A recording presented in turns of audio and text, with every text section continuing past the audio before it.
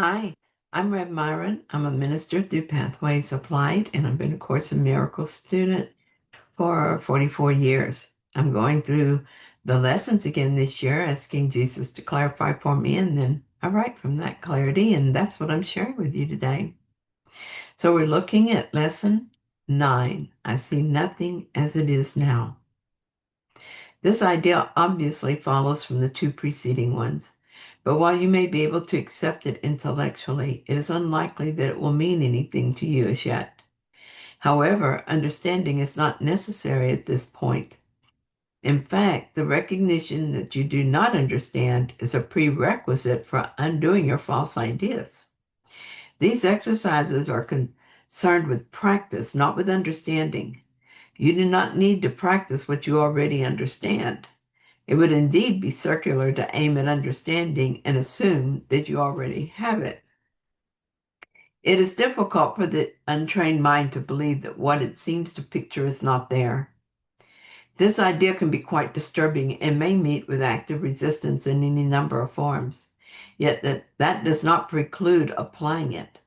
No more than that is required for these or any other exercises. Each small step will clear a little of the darkness away, and understanding will finally come to lighten every corner of the mind that has been cleared of the debris that darkens it. These exercises, for which there are 3 or 4 practice periods, are sufficient, involve looking about you and applying the idea for the day to whatever you see, remembering the need for its indiscriminate application, and the essential rule of excluding nothing. For example, I do not see this typewriter as it is now. I do not see this telephone as it is now. I do not see this arm as it is now. Begin with things nearest you and then extend the range outward. I do not see that coat rack as it is now. I do not see that door as it is now. I do not see that face as it is now. It is emphasized again that while complete inclusion should not be attempted, specific exclusion must be avoided. Be sure you are honest with yourself in making this distinction. You may be tempted to obscure it.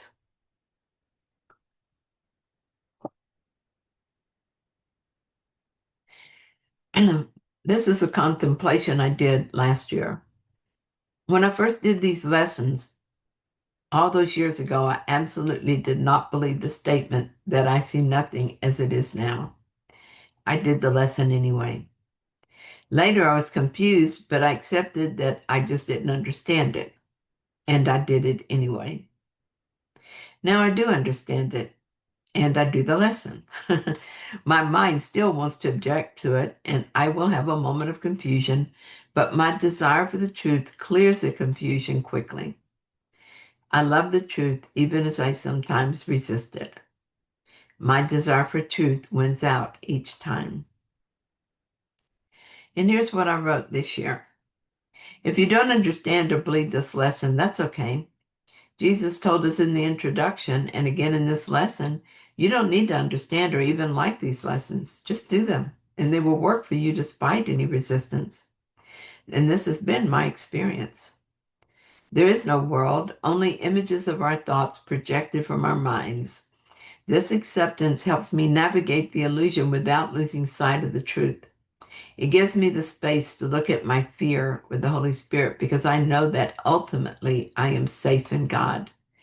I don't deny that I'm having an experience of the world, just that it is not real. So when I do get caught up in the story, it's easier to find my way back to the truth. This happened yesterday. A thought showed up in my mind about the state of affairs in the world. The story my mind was telling me was that there was so much violence right now. People hurting each other, killing, hating, and even showing simple disregard for one another. It appears in homes, schools, cities, and countries. I know this is a projection of conflicted minds, yet in my perception, it seems worse than usual. As I followed this story and imagined where it might lead, fear quietly began to grow in my mind. I'm talking about this now because it relates to the lesson for the day. I see nothing as it is now, and just because I think about an idea and dwell on it until it feels very real and present, this doesn't make it real. Jesus is so clear about this. In this lesson, he says, it is difficult for the untrained mind to believe that what it seems to picture is not there. Even in the trained mind, it can be difficult to remember that while this is a real experience, it is not reality. And who we are, our true self, is perfectly safe even as the experience shows us something different. I never deny my experience, even as the spiritual ego wants to claim what is not true but ought to be. That kind of thinking doesn't bring me closer to awakening. So when I get caught up in a story, I look at that error with the Holy Spirit until my mind clears of the confusion and peace is restored. That is true forgiveness, and it is an excellent way to move ever closer to the truth. So that is what I did yesterday. The story may grab me again.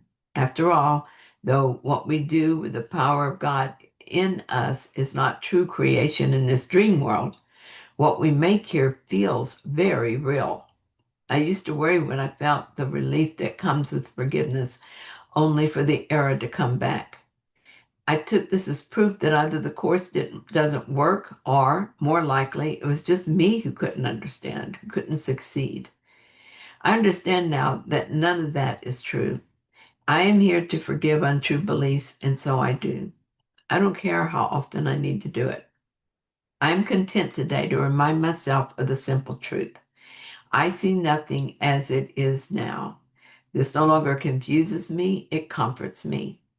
I trust in the truth to be true, even when my mind is lost in a scary story. Illusions can obscure the truth, but they cannot change it. I am safe in the love of God. Thank you so much for joining me in this reading. I hope that you found it helpful. If you did, then please like it. If you haven't yet, please consider subscribing. And I'll be back tomorrow with another reading. By the way, I did a reading of an article I wrote, which you might find helpful. It's an article on the little willingness. Okay, see you tomorrow.